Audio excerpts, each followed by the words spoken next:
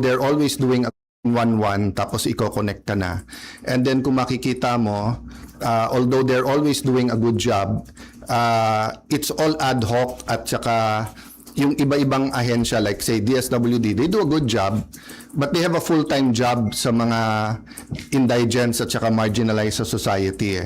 And the other thing is napakagaling na natin sa relief, no, as long as we have the access to the area, no. Pero mahina tayo sa rehabilitation. So ang nangyayari as soon as for example napakalaking sunog dito sa Manila but nangyari to sa Mindanao, so attention natin ay nasa Mindanao, which is right and good, but dapat may mag-take over ng grupo para yung rehabilitation dun sa mga nasunugan. So let's admit to ourselves that we will have what's the right number? 12 to 15 storms a year. We have volcanoes that are active. Then earthquakes or linugs are organic, if I can use that word, to our area in the world, no? So we really have to do better in not only the response and relief, but in the rehabilitation. I'd like to let you know where we are today. So all sides were saying na sana hindi maipit yung Senado. So early this morning or late last night, I sent a letter to our legitimate Secretary of the Senate. Legitimate because if you follow the rules, hindi siya pwedeng tanggalin kung walang 13 at hindi pwedeng palitan kung wala rin 13. So I'll make that clear, ha? Senate President Pro Temp, Senate President, Secretary of the Senate, o SAA, kailangan yan 13 ang botong ilagay, 13 ang boto pag tinanggal. Hindi nila sinunod yan. So meaning, hindi legitimate si Attorney Bantug, no? So having said that, ayaw namin maipit yung mga empleyado.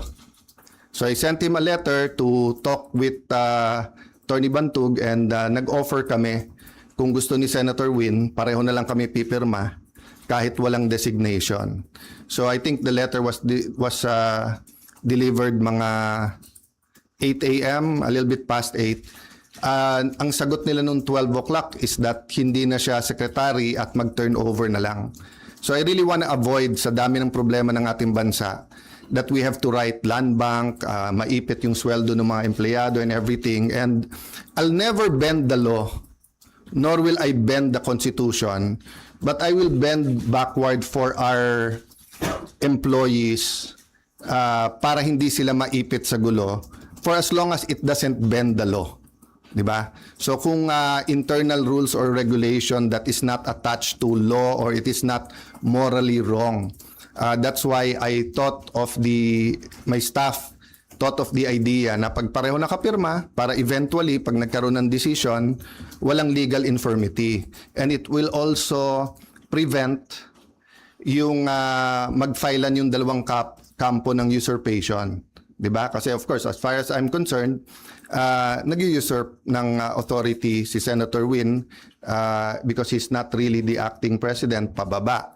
Pero maraming ang problema ang ating bansa, why don't we focus on that? So, apparently, because ayaw nila pumayag, dalawa Senado natin ngayon. You have the Senate of the Philippines and you have the Senate of Malacanang. No? So, yung Senate of Malacanang had the hearing kanina and you have two Blue Ribbons Committee. Yung isa ay Committee de Absuelto na ang kanyang main work is paano i-absuelto yung mga high officials ng ating bansa at yung isa naman na seeking the truth. So am I saying lahat ng sabihin ng 18 ex-Marines ay completely true? No. What I'm saying is nga, give them a chance. I heard they have other evidence, including videos. I heard that if they come out and there's a full support na nararamdaman, may iba pang mga witnesses na may mga dokumento, may mga ebidensya na lalabas din. So as a nation, we have to decide whether the Senate will be under the thumb of Malacanang.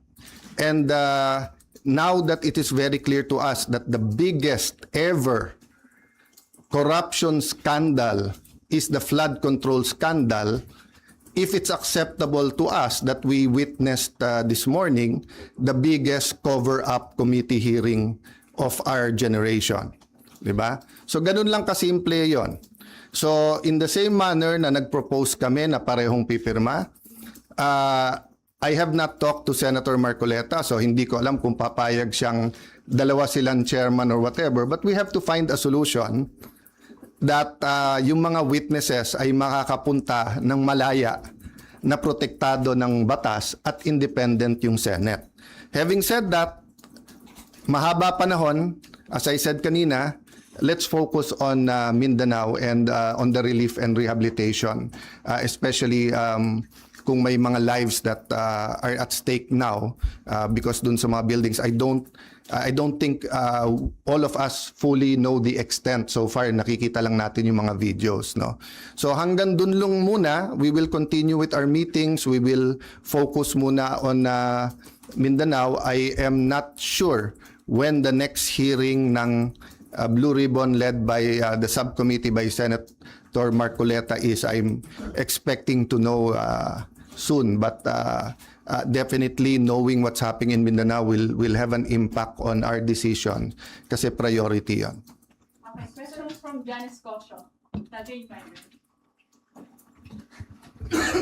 Sir, good afternoon po. Good afternoon. Dalawa lang, sir. Yung comment nyo sa resign call sa inyo, and sabi po ng Malacanang kanina, open si BBM na magpatawag na special session ng Congress. Lalo na po, nabanggit nyo na rin yung nangyari sa Mindanao kanina. And paano po yun kung magkakaroon ng special Unahin ko yung Congress? special session, okay? Yes po. So I had 2 communications with them sa Malacanang. And both cases, sinabi nila sa akin, hindi pa handa yung mga bills na gusto nilang ipapasa para dun sa uplift. So biglang nung nagpalit ang majority, biglang kailangan ng special session dahil may bills na. Actually, kung may official silang bills, dapat na i-file na yon para na-refer na sa committee, di ba? So sabi nila, inaayos pa nila. But having said that, kung bigla nilang naayos from the time I had discussions with them, may LEDAC, pinospone nila the day before, tinawagan ako ng secretary na head, and then sabi niya, sir, pwede ba ituloy bukas? Sabi ko, kayo nag-postpone, ready ako. Tapos hindi rin naman nila tinuloy. Yung sinasabing magtrabaho tayo, nagtatrabaho kami. Ready kami magtrabaho. Sila nag-walk out, kaya nagkaroon din kami ng parliamentary tool na ginamit. Sinasabi ni Senator Lacson paulit-ulit, and I feel bad for the generals, and I apologize in behalf of the whole Senate, both the majority and minority. But nakita nyo naman, after nila kinonvene illegally ang session, ano bang ginawa nila? Nag-adjourn sila sine die. Ang calendar natin pwede pa hanggang Friday. Hindi naman nila tinuloy yung session ng Thursday, Friday. Sasabi nilang mga gusto nilang ipasa eh. So ang problema natin sa kabila ay double standard. Iba ang sinasabi, iba ang ginagawa. So doon naman sa nananawagan na mag-resign, as I said, pag-usapan na lang natin in a few days after yung focus tayo sa Mindanao, but especially yung mga former presidents, yung mga nagkampi-kampi na mga Marcos na rin,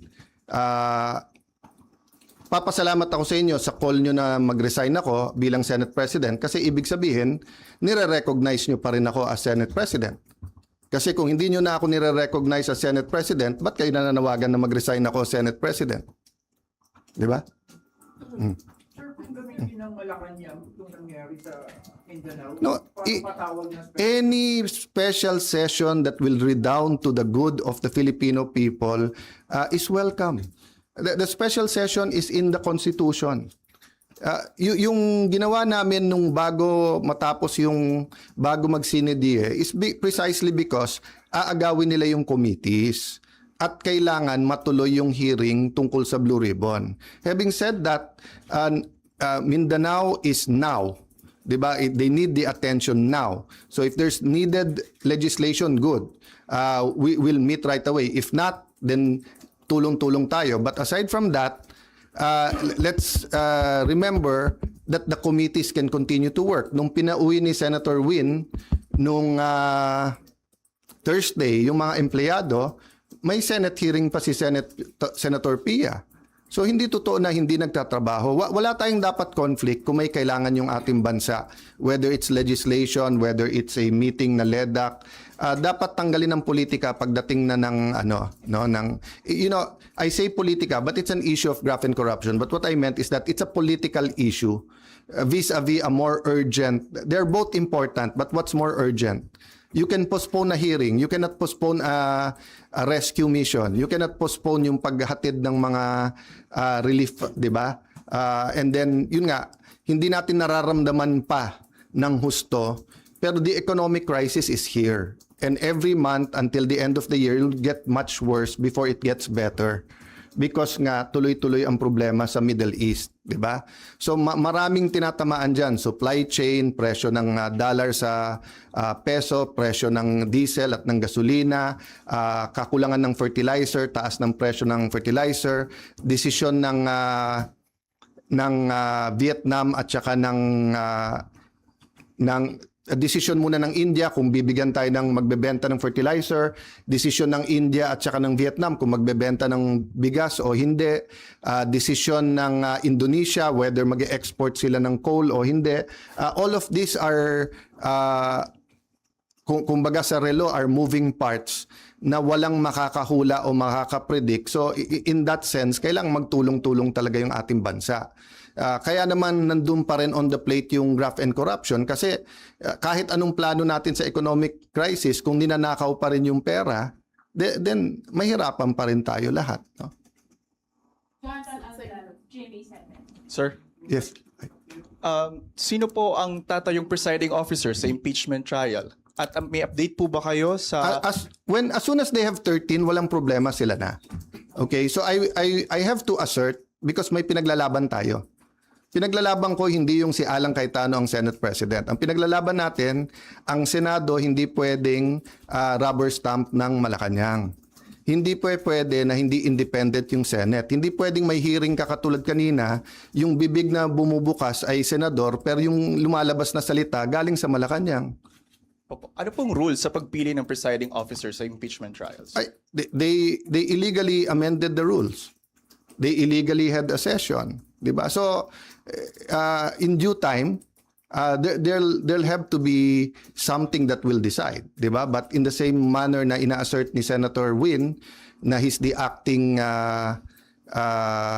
Senate President kahit na walang legal basis whatsoever, I have to assert not for myself but for the truth and for the Constitution. But it's still 1 month 'di ba? At hindi kami nakikipag-agawan sa silya doon. So for example, yung Senate Secretary, dapat siya yung ngayon nag-aayos para diyan sa pre-trial. But nagte-take over sila Attorney Bantog. So we're doing it very patiently because nga we don't want the whole Senate to be affected, no? Paano po yun? Kanina si House Secretary General Sheloy Garafil, nagpasa siya ng manifestation ng House Prosecution Team kay Secretary Yes, Bantog pero hindi niyo po siya kinikilalang SecGen. Yes. Pero ang House Prosecution Team, si SecGen Bantog daw yung kinikilala. That's going to be a problem for at least a few days, maybe a few weeks because we don't expect naman the Supreme Court to rule right away.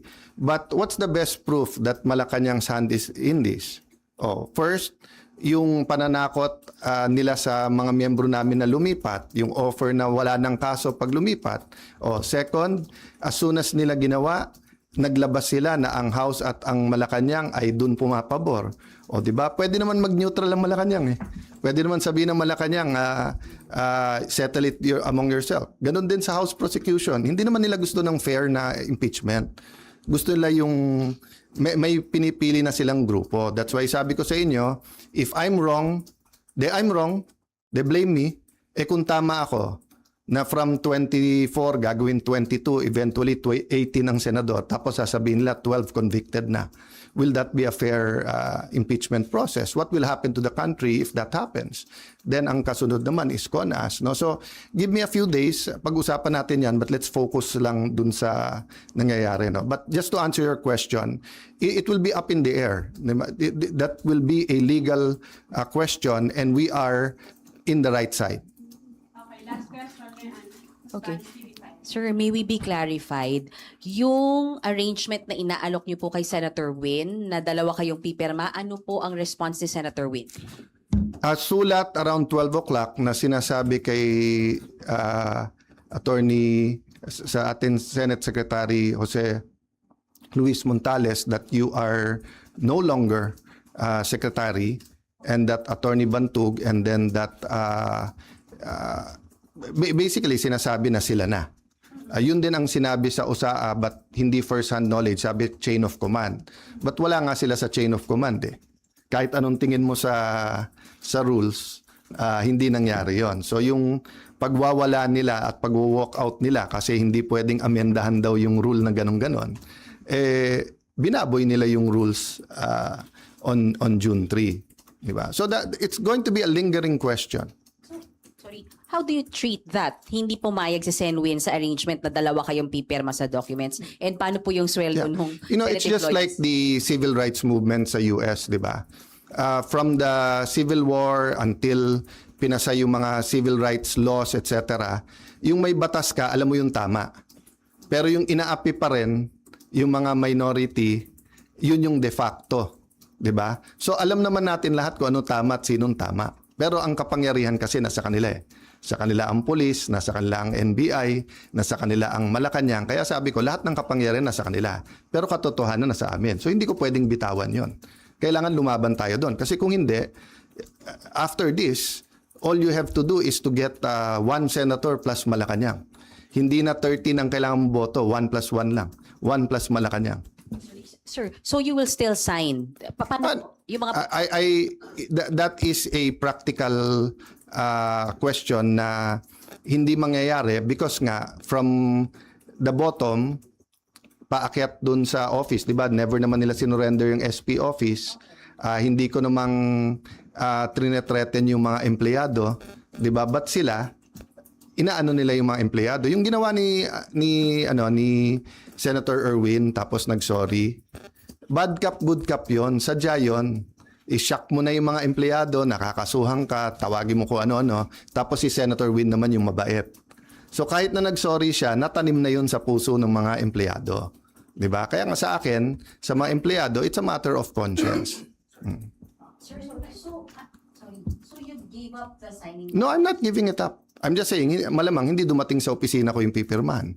No. But I'm not giving it up. Diba? Kailangan ko i-assert yun. Sir, sorry, ano po ba yung extent nung arrangement na pinopropose po ninyo? Hanggang doon lang sa dalawa kayong magsasign? No, it was a first step lang kasi sinabi nila open sila.